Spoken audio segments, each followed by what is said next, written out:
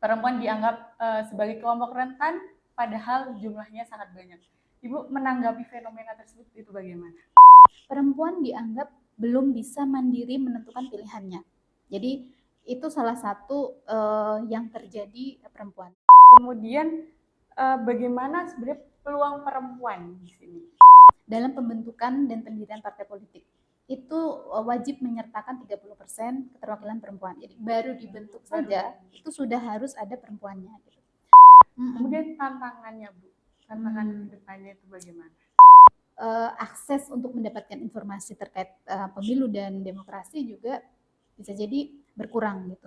Di sisi lain, domestik urusan rumah itu juga menjadi tantangan gitu.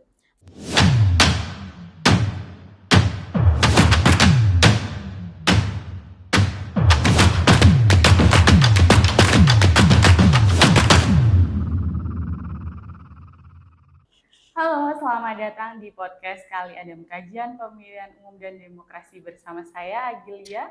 Dan kali ini sudah hadir yaitu narasumber kita, Kadif Teknis Penyelenggaraan, yaitu Ibu Nur Aan Muhliso.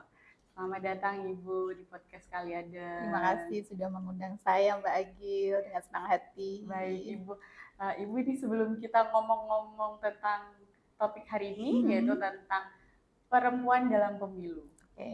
Mungkin Ibu ini karena satu-satunya sebagai anggota KPU Kabupaten Sleman yang perempuan ya Bu? Betul. Mungkin bisa dijelaskan dulu kilas balik sampai di KPU Kabupaten Sleman. Baik, terima kasih ya Mbak Agil. Jadi udah agak lama sebenarnya ya saya itu terlibat dalam penyelenggaraan pemilu. Dulu ketika masih unyu-unyu itu sudah ikut dalam pemantau, jadi JPPR. Nah itu pemantau pemilu tahun 2009. Setelah itu di Pilkada 2015 baru tuh masuk sebagai penyelenggara. Nah kenapa saya tertarik untuk menjadi penyelenggara? Ya sebenarnya dimotivasi orang sih. Kurang lebih motivasinya begini, perempuan itu jarang yang masuk ke dunia politik. Dalam hal ini sebagai penyelenggara. Padahal politik itu suatu hal yang penting. Masuk ke seluruh kehidupan masyarakat termasuk perempuan. Kalau perempuan tidak terlibat dalam politik, banyak kebijakan-kebijakan yang penting bagi perempuan itu tidak bisa terakomodir. Nah, dalam diskusi saya dengan beberapa pihak itu ada pilihan kan untuk bisa masuk ke dunia pemilu, bisa lewat sebagai peserta, bisa lewat sebagai penyelenggara, dan juga pemilih saja.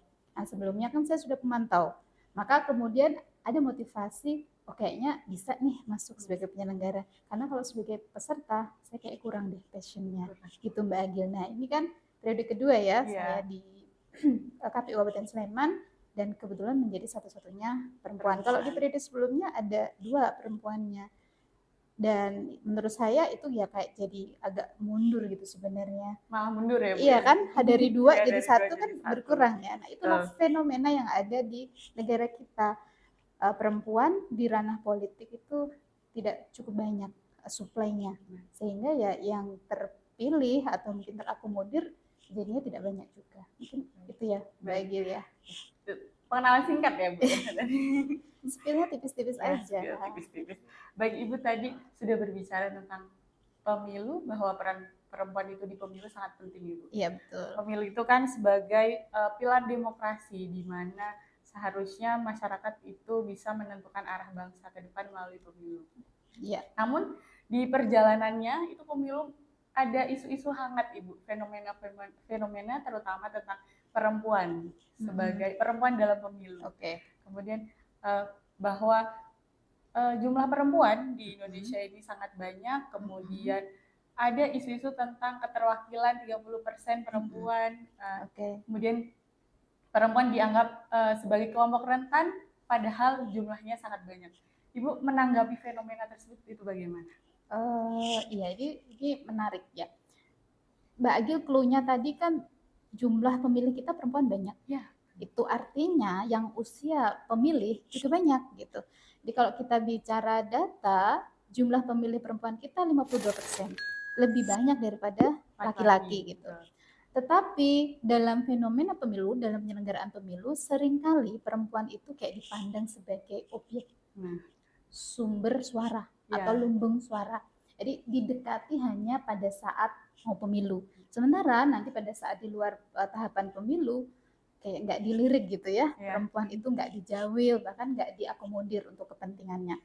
Di sisi lain ada juga tadi Mbak Agil menyampaikan rentan. Di mana posisi perempuan itu rentannya? Coba Mbak Agil di masyarakat gitu, misalkan kita bicara politik uang. Siapa pihak yang paling sering menjadi objek politik uang? Jadi kemana para aktor politik itu kemudian memberikan politik uang itu? Perempuan juga banyak gitu, karena perempuan yang pegang dapur, ya kan? Jadi dikasih lah sejumlah uang atau mungkin dalam bentuk lainnya, misalkan sembako gitu ya. Yang dikasih, yang didekati adalah para perempuan. Perempuan dianggap belum bisa mandiri menentukan pilihannya. Jadi itu salah satu yang terjadi perempuan. Di sisi lain, di lain pihak gitu ya, ada juga yang menilai bahwa tadi perempuan tidak independen, kemudian yang didekati laki-laki. Ini agak berbalik. Kalau tadi perempuannya didekati sebagai objek kampanyenya gitu ya, dikasih politik uangnya. Di sisi lain ada juga fenomena yang perempuan manut aja sama laki-lakinya gitu.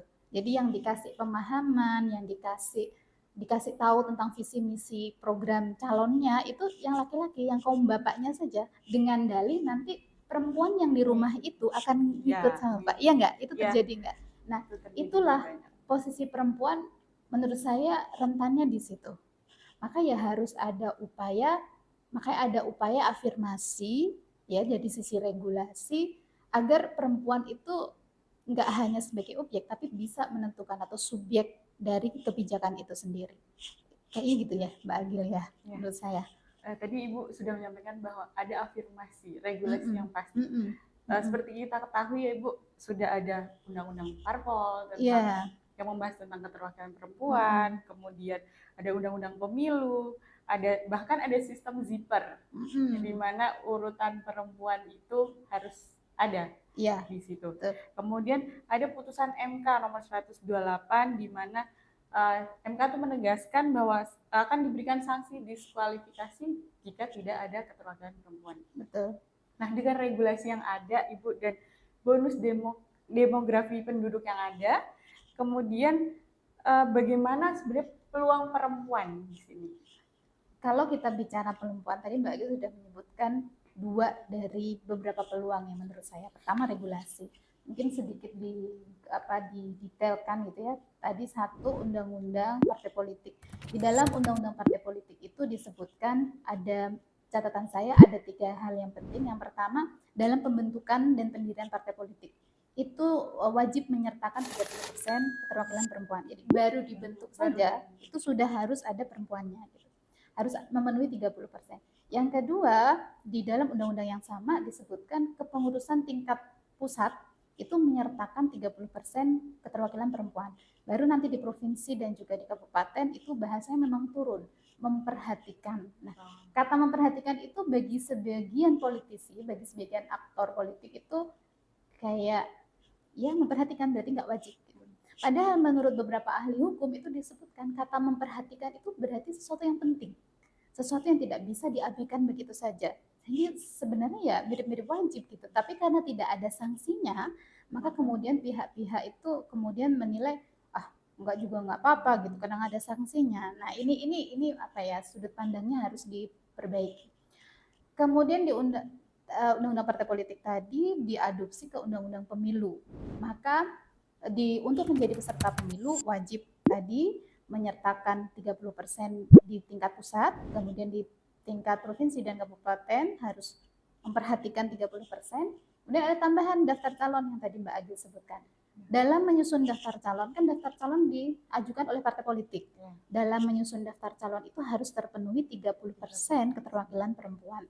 Nah, salah satu sistem zipper itu adalah untuk memastikan positioning perempuan itu enggak semua di bawah. Misalkan dalam satu dapil ada 9 alokasi kursi. Kalau nggak diatur sistem zipper, bisa jadi nomor urut perempuan di bawah semua, 7, 8, 9. Nah, karena KPU memperhatikan hal itu, zipper itu adalah mewajibkan satu perempuan ada di setiap 3 urutan. Jadi nomor 1, 2, 3 harus ada salah satu perempuan. Nanti lagi 456 ada 1 perempuan. Nah, itu menurut saya regulasi yang sudah cukup maju gitu ya, sudah cukup baik, tinggal nanti implementasinya. Nah, sayangnya memang sempat agak mundur kalau kita bicara 30% ini karena KPU RI pernah menerjemahkan hukum matematika lah. Jadi kalau misalkan dikalkulasi 30% dari alokasi kursi menghasilkan di belakang koma, ya angka di belakang koma kurang dari 5 itu maka pembulatannya ke bawah. Kalau di atas 5 baru pembulatannya ke atas. Itu menjadi apa ya, kayak banyak yang protes gitu kan.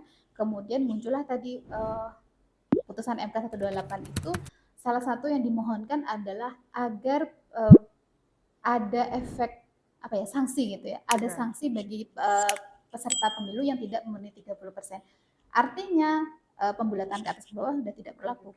Harus dipenuhi 30% perwakilan perempuan dan ada sanksinya yaitu diskualifikasi atau partai politik dibatalkan kepesertaannya di dapil tersebut. Nah, ini peluang. Yes, ini menjadi peluang bagi perempuan. Dengan ini partai politik kan berlomba-lomba nih mendekati perempuan untuk memenuhi kuota tersebut. Nah, mestinya ini ditangkap oleh para perempuan agar jangan sampai kayak gue genep-genep gitu. Oh ya kan bahasa Jawa ya. Jadi hanya untuk melengkapi, tetapi ya harus utama gitu. Harus perempuan harus punya kapasitas yang cukup agar tidak hanya menjadi pelengkap. Jadi peluangnya satu tadi regulasi sudah matang gitu ya. Yang kedua perempuan jumlah pemilihnya lebih banyak 52%. Yang ketiga menurut saya ada lagi peluang bagi perempuan juga. Kayaknya sekarang itu generasi Z, generasi Alpha itu pemikirannya sudah lebih rasional. Mereka-mereka ini tidak lagi terpacu pada sosok gitu ya, kayak apa tuh bahasanya tuh hanya figur gitu. Tetapi mereka sudah kalau pilih ini apa nih efeknya, kalau ini manfaatnya apa gitu. Itu menurut sudah saya jauh ya, betul. Jadi enggak lagi kayak generasi-generasi sebelumnya tadi yang dikasih uang, oke, ikut gitu. Kalau yang sekarang menurut saya enggak itu bisa jadi pintu masuk gitu ya, perempuan kemudian bisa masuk ke ranah politik apapun itu, mau jadi peserta lewat partai politik, mau jadi penyelenggara seperti KPU dan Bawaslu sampai ke level TPS kan jumlahnya banyak gitu ya, itu peluang kan untuk bisa masuk gitu. Kemudian dari sisi pemilih, nah ini pemilih ini kan ibaratnya yang paling banyak ya, kalau peserta kan terbatas, penyelenggara pemilu juga terbatas. Nah, saya kembali ke isu yang tadi awal kita sebutkan, bagaimana peluang perempuan menjadi pemilih yang mandiri, tidak lagi hanya karena isi tas atau isi amplop gitu misalkan, tapi benar-benar bisa melihat ini siapa sih yang dipilih gitu. Dan jangan lupa peluang yang lain adalah informasi sekarang. Penyebar luasan informasi kan sedemikian mudah gitu ya menggunakan digital itu. Menurut saya itu menjadi peluang juga untuk perempuan satu sebagai pemilih untuk mengakses informasi-informasi siapa yang bisa dipilih melalui itu lebih mudah, tidak terlalu mahal gitu ya. Kalau zaman dulu mungkin agak sulit mengenali calonnya siapa gitu, harus tanya-tanya kemana gitu agak sulit. Sekarang melalui digital belum sampai digital ya. Gitu. Iya betul, kalau sekarang kan harusnya lebih mudah. Yang berikutnya untuk dari sisi calon perempuan, kalau memang sulit untuk hadir secara fisik ke masyarakat, bisa melalui digital, kampanye digital sebarluaskan apa yang menjadi visi misi dia, dia punya program kerja apa itu, dan kehidupan sehari-hari, rekam jejak dia, misalkan dia sudah punya pemberdayaan masyarakat apa, itu kan dipublikasikan melalui digital. Menurut saya itu menjadi peluang bagi perempuan untuk bisa lebih berperan dalam pemilu dan juga demokrasi. Demikian Mbak Agil. Baik, tadi Bu sudah jelaskan terkait dengan regulasi sudah ada dan sangat matang ya Bu. Kemudian peluang lain adalah di zaman digitalisasi ini itu sangat mudah bagi perempuan untuk memanfaatkannya. Kemudian Ibu, karena di sini peluangnya sudah ada. Kemudian tantangannya Bu, tantangan ke depannya itu bagaimana? Iya, kalau bicara tantangan jadi agak berat gitu ya. Karena memang apakah tadi termasuk menjadi tantangan juga di dalam peluang itu? Betul. Jadi Pertama menurut saya kalau bicara tantangan itu ada dua. Satu dari internal perempuan, yang kedua ya dari luar perempuan. Dari internal perempuan misalnya tantangannya bahkan untuk tertarik ke dunia pemilu aja nggak banyak gitu. Gitu coba kalau misalkan nggak kerja di KPU gitu, hari-hari biasa, tertarik nggak dengan hal-hal politik? Tertariknya tuh pas pada saat pemilu. Gitu. Itu kan pada saat pemilu gitu. Kebanyakan masyarakat mungkin seperti itu ya Bu. Betul. Banyak lagi paradigma misalkan sering tuh disebutkan dalam medsos atau apa bahwa politik itu kotor gitu ya. Karena memang di situ persaingan isinya. Politik itu kan bersaing bagaimana bisa mendapatkan posisi, bagaimana bisa mencapai tujuan. Itu kan politik kan intinya itu. Nah, banyak perempuan yang kurang bisa bersaing atau berjuang di situ. Yang kedua, kapasitas diri perempuan. Saya tidak mendiskreditkan kepandaian perempuan ya, tetapi kadang beda pilihan. Misalnya kalau kita cari data gitu ya, perempuan bekerja di ranah apa sosial pendidikan gitu, banyak jumlahnya. Guru perempuan banyak gitu, pekerja sosial atau kesehatan banyak perempuan. Karena secara naluri Mbak Agil, perempuan tuh lebih suka yang seperti itu, menolong sama, mencerdaskan bangsa gitu ya, itu naluriahnya seperti itu perempuan. Tapi ketika masuk di ranah politik, tadi harus bergesekan, harus bersinggungan dengan banyak pihak, bersaing, itu menjadi kurang tertarik gitu, kurang minat. Kemudian tadi ya balik lagi ke literasi, akses untuk mendapatkan informasi terkait pemilu dan demokrasi juga bisa jadi berkurang gitu. Di sisi lain, domestik urusan rumah itu juga menjadi tantangan gitu. Perempuan meskipun dia sudah bekerja di ranah publik, dia tidak bisa mengabaikan urusan rumah, urusan anak, tiba-tiba anak sakit, itu nggak bisa diabaikan gitu. Perempuan masih punya tanggung jawab di situ. Terlepas bahwa banyak urusan yang bisa didelegasikan, ya misalkan urusan rumah tangga, masak, nggak mau masak, tinggal pesan online mudah gitu ya, tidak mau nyuci, tidak mau trika apa, itu ada didelegasikan bisa gitu. Tapi kadang bonding dengan anak itu menjadi kebutuhan utama gitu. Kemudian di sisi lain menurut saya budaya ya atau kebiasaan. Contoh begini, perempuan mau kampanye gitu ya ke daerah yang agak jauh dari rumah gitu, dan orang itu kan kebanyakan bisa ditemui malam ya, itu kan jadi beda nih langkah antara aktor laki-laki dan aktor perempuan. Walaupun ya nggak apa-apa sebenarnya, baik-baik saja perempuan pulang malam juga it's okay gitu kan, sepanjang tujuannya masalah. Tapi anggapan di masyarakat kan tidak begitu gitu. Kadang masih negatif ya. Betul. Belum lagi keamanan. Kita tuh negara kita ini nggak seaman itu gitu. Kita sendiri ini kan ngalami ya kalau pas lagi tahapan gitu pulang ke rumah pukul berapa, pukul 12, pukul 1 gitu kan kadang.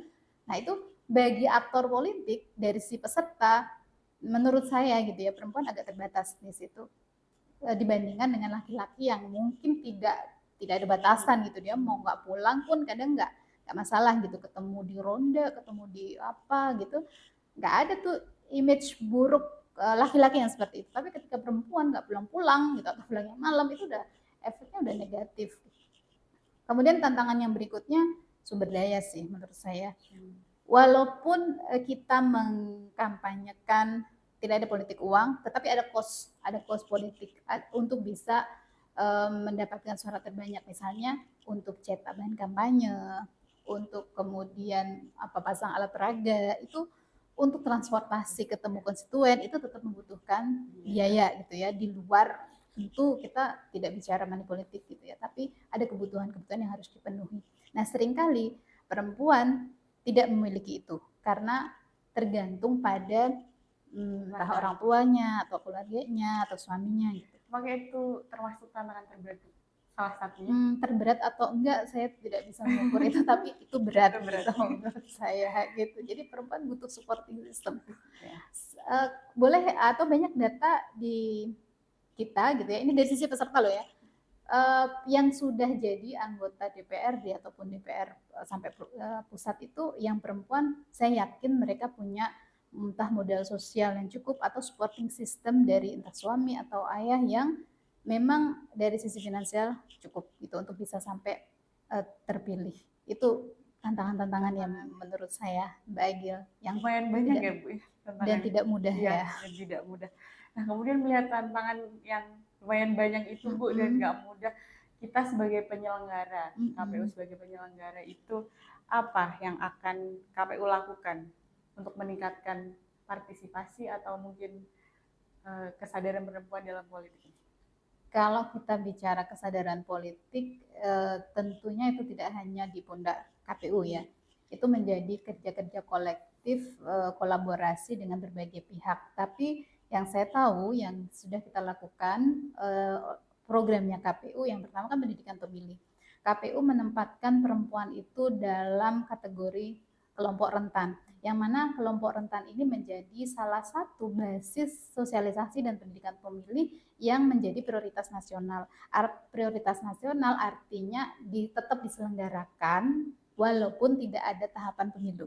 Jadi KPU itu meskipun tidak ada tahapan pemilu, dia tetap ada kerja-kerja reguler, kerja-kerja periodik yang tetap dilakukan, yaitu pendidikan pemilih. Nah, salah satu sasaran pendidikan pemilih adalah perempuan sebagai bagian dari kelompok rentan. Itu yang dilakukan oleh KPU. Nah, berikutnya tadi saya sebutkan tidak hanya KPU. Ada lembaga-lembaga lain, dalam hal ini pemerintah misalnya, ada melalui Badan Kesbangpol, mereka juga melakukan pendidikan pemilih yang sama. Perempuan menjadi salah satu sasaran pendidikan pemilih oleh Badan Kesbangpol.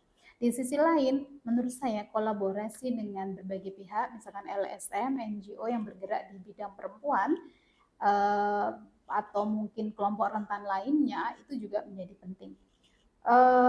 Nah, PR-nya kemudian adalah ya kita ini kan sekarang lagi efisiensi ya. Jadi memang langkah kita menjadi terbatas di saat masa-masa bukan pemilu gitu. Nah, menurut saya yang bisa dilakukan lagi adalah masyarakat itu juga harus ada kepedulian gitu ya untuk meningkatkan literasinya mereka sendiri gitu ya. Untuk mencari tahu isu-isu apa terkait dengan pemilu dan juga demokrasi, dan itu bisa disebarluaskan secara mandiri oleh masyarakat. Tetapi tentu saja harus berdasarkan sumber-sumber yang terpercaya atau kredibel gitu ya. Salah satunya ya sumbernya harus dari KPU misalkan kan kalau sudah keluar dari KPU ya mestinya itu sudah terpercaya karena sudah tersaring oleh pihak yang berwenang gitu ya. Atau yang boleh saja sumber-sumber lain misalkan pegiat pemilu atau apalah lembaga lain yang tingkat kepercayaannya tinggi gitu untuk menghindari menyebar luasnya informasi yang hoax gitu, berpotensi hoax. Itu pendidikan pemilih. Kemudian perempuannya juga penting untuk meningkatkan kapasitas diri ya dan literasi pemilu gitu. Jangan sampai balik lagi perempuan nanti hanya posisinya sebagai pelengkap saja gitu. Kan nggak nyaman juga gitu kalau misalkan dia dijadikan daftar misal dari si daftar calon tapi ya hanya untuk menggenapi 30%-nya saja itu ya menurut saya Mbak Agil. Berarti tetap di sini selain penyelenggara memberikan sosialisasi dan pendidikan, tapi juga masyarakatnya juga harus meningkatkan literasi. Satu lagi kayaknya saya belum menyebutkan partai politik. Oh ya. Partai politik itu kan termasuk. Betul, partai politik itu kan pilar demokrasi ya. Apalagi kita itu kan demokrasinya demokrasi perwakilan, kan tidak semua rakyat yang memutuskan walaupun rakyat terlibat dalam pemilu, tapi banyak kebijakan yang itu diwakilkan oleh wakilnya kan, ya itu wakil yang mereka pilih, yang kita pilih lah kita sebagai rakyat. Nah, partai politik itu punya kewajiban dan tanggung jawab untuk satu menyiapkan aktor. Jadi partai politik punya kewajiban untuk kaderisasi. Maka ya dari sisi partai politik tidak hanya tadi mendekati perempuan hanya pada saat pemilu atau pada saat mau dijadikan daftar calon, tapi mestinya mereka punya kewajiban yang sama dengan KPU untuk menyelenggarakan pendidikan pemilih ataupun pendidikan demokrasi kepada konstituennya. Kan kalau mereka terbatas, misalnya partai politik A, ya udah ke konstituennya masing-masing. Tapi kan kalau banyak partai politik yang melakukan itu, maka banyak masyarakat yang tersasar informasi. Sehingga ya KPU nanti tinggal mengulang lah, atau paling tidak masyarakat itu sudah mendapatkan informasi lebih dulu, entah dari KPU, entah dari pemerintah, entah dari partai politik, sehingga ketika harus membuat keputusan, masyarakat itu sudah berada dalam posisi yang paham apa yang akan ambil gitu, keputusan apa yang akan diambil, mau jadi peserta kah, mau menjadi penyelenggara gitu, atau oke sebagai pemilih nggak masalah, tetapi menjadi pemilih yang independen gitu, tidak dependen atau tidak tergantung pada aktor politik saja gitu. Menarik sekali ya Ibu pembahasan kita kali ini, dan bahwa perempuan itu sebenarnya memiliki peran yang sangat strategis dalam pembangunan dan demokrasi di Indonesia. Dan kemudian Ibu terakhir, quotes untuk kita semua. Ya, oke.